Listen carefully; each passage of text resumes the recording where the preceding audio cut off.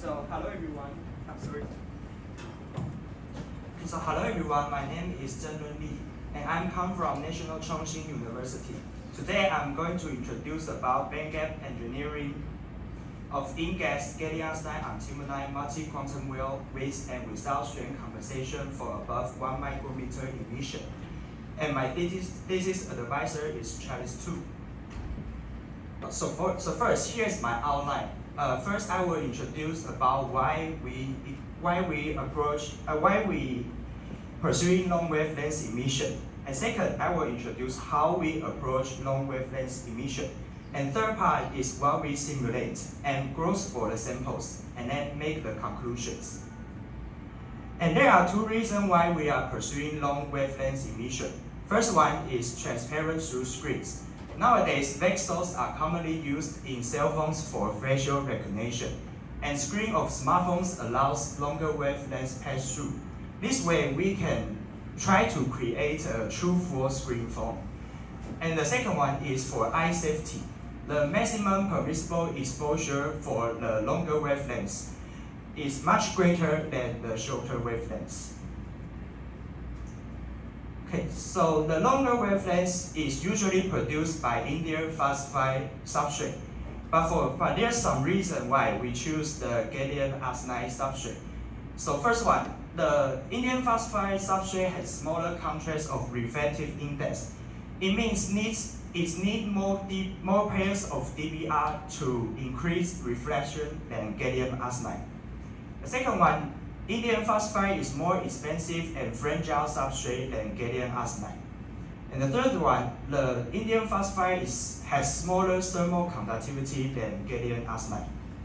And there are many ways to produce long wavelength emission on gallium arsenide substrate. The first one, ultra-high strength in-gas gallium arsenide quantum wells. Second, self-assemble indium gallium arsenide quantum dots. The third one, dilute nitride quantum wells. The fourth, wafer bonding of indium gallium arsenide phosphor, indium phosphor active layer to gallium arsenide based dBr. And the last one is what we choose, the type 2 in-gas gallium arsenide antimonide quantum wells. Okay, so here is the figure of energy gap as a function of lattice constant, and using gallium arsenide substrate as a benchmark. Okay, indium gallium arsenide and gallium arsenide antimonide has large lattice constant, and we use these both ternary compounds for we use these both ternary compounds for electron and hole quantum wells. Okay, and the gallium arsenide phosphor has smaller lattice constant, and we use these tensile strain layers to compensate the compressive strength of indium gallium arsenide antimonide layers. Okay, so there are many different types of quantum wells. The first one is type 1 quantum well. It only has single material to adjust delta EC and delta EV, and the wave function overlap is more than type 2 quantum well. And the second one is the type 2 quantum well. It can independently adjustment of delta EC and delta EV, and it can easier to control the composition of the ternaries. And the third one is type 2W quantum well. And we use this structure to increase the overlap of electron and hole wave functions. And all the thickness is within the critical layer thickness. Okay, so the reason why we want the thickness within the critical layer thickness is that if the thickness of the epitaxial layer is larger than critical layer thickness, the accumulated energy of the strand will cause the dislocations in the epitaxial layer.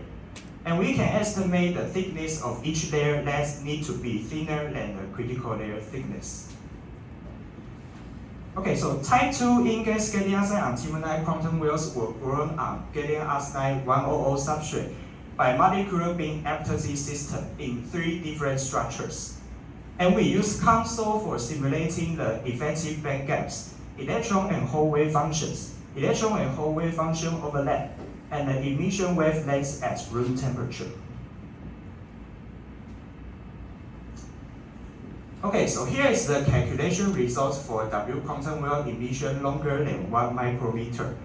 Okay, so here the different indium and antimony composition will apply to find out the possible structure for 1.3 micrometer emission in W quantum well. Okay, so so here we find out that when indium or antimony composition increases, the PL emission wavelength increases, but the area of the wave function overlap decreases. Okay, so the previous slide is for changing the indium and antimony composition. Now we are trying to changing the InGas and gallium arsenide antimony thickness to find out the possible structure for 1.3 micrometer emission in W quantum well.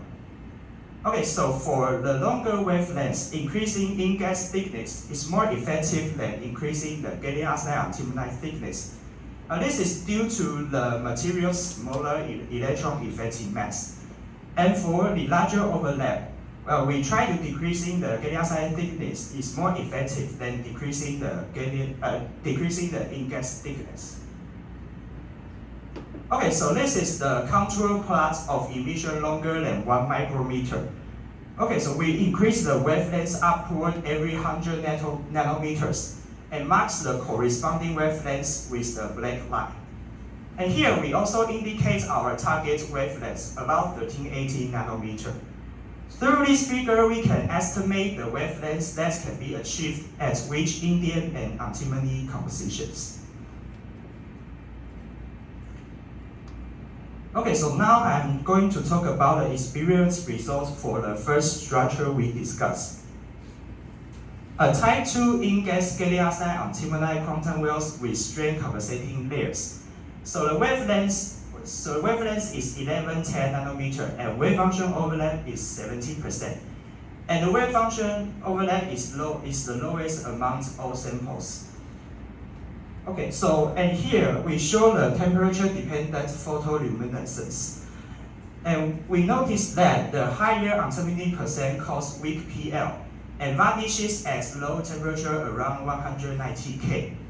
And here we also shows the activation energy. Okay, so the activation energy is the activation energy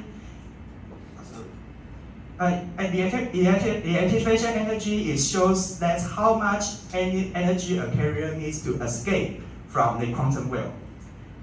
Okay, so here the values is lower is because the large number of defect states at gallium arsenide antimony interfaces. Okay, and let's go on to the second structure we discussed. It's type 2 InGas gallium arsenide antimony quantum wells with strain compensating gallium arsenide phosphor layers. And the wavelength is 1215 nanometer. Wave function overlap is 22%. And the wave function overlap is increases because of the strain compensating gallium arsenide phosphor layers. And here we also increasing the indium and antimony composition and thickness, so the wavelength will become more longer. And here the PL emission vanishes also at low temperature. And here the activation energy values is also lower. It's because the large number of defect states at gallium arsenide antimony interfaces. Okay, so and here I'm going to talk about the third structure we discussed. And here we have two types of quantum wells. Okay, so the first one is type 1 InGas gallium arsenide antimony W quantum wells with strain compensating gallium arsenide phosphor layers. Okay, so here the wave function, the wavelength is 1023 nanometer, and wave function overlap is 65%. Here, the antimony percentage is the lowest amongst all samples. And here we notice that the lower antimony percent cause stronger PL, and it can emission at the room temperature, but it shows the shorter wavelengths. Okay, so here the activation energy is much higher than previous. It's because the fewer defect states at the interface. And these values is also similar to for our calculation, the delta EC1 minus E1. Okay, so the second one is type 2 in-gas gallium arsenide antimonide W quantum well with strain compensating gallium arsenide phosphor layers. The wavelength is 1110 nanometer and the wave function overlap is 18%. Here, the strain compensating layers helps to compensate the in-gas and gallium arsenide antimonide compressive strain. And the PL emission also vanishes at the low temperature. And here, the activation energy is higher. It's also because the fewer defect states at the interfaces. Okay, so here is the proposed structure for 1380 nanometer emission. Okay, through this figure, we can estimate we need the indium composition about 45% and antimony percent about 20% to reach our target wavelength 1380 nanometer. And quantum well thickness is varied because based on the material composition and critical layer thickness. And gallium arsenide phosphor thickness and phosphor percentage are calculated to compensate the compressive strain of in-gas and gallium arsenide antimonide layers. Okay, so here's the conclusion. Type 2 W quantum well sample exhibits the highest electron hole wave function overlap. And lowering antimony percentage causes type 1 quantum well. And it has stronger PL intensity but shorter wavelengths. And increasing the antimony percentage causes type 2 quantum well and shows the weak PL intensity and longer wavelengths. Second, higher activation energy is because of fewer defect states in the gallium arsenide antimonide interfacial layers. Third, strain compensation is beneficial to achieve longer emission wavelengths because it allows for higher indium and antimony composition. In summary, a possible in-gas gallium arsenide antimonide W quantum well structure with gallium arsenide phosphor strain compensating layers for 1380 nanometer emission is simulated and discussed in this work. Okay, so that's my talk. Thanks for listening. Thanks, Mr. Li. Is there any questions from the audience? Okay, maybe I have a quick one.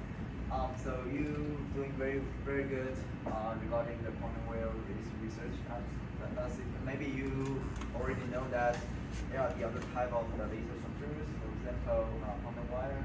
So yeah, why you focus on quantum well instead of the other types?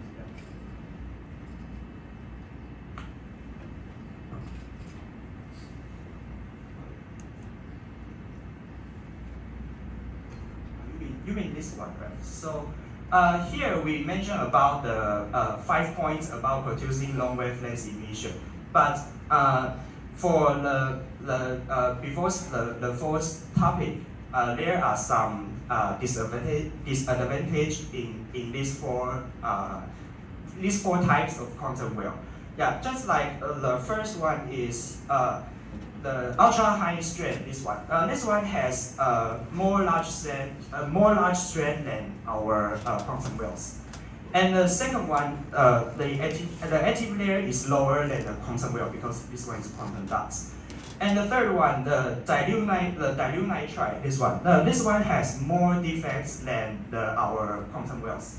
And the fourth one, because here we need you need to do the process of wafer bonding. So the process will be much complicated. So we try to use this type 2 in-gas gallium arsenide antimonide quantum wells to do our experiments. Yeah, that's it. Thanks. So let's thank the author again.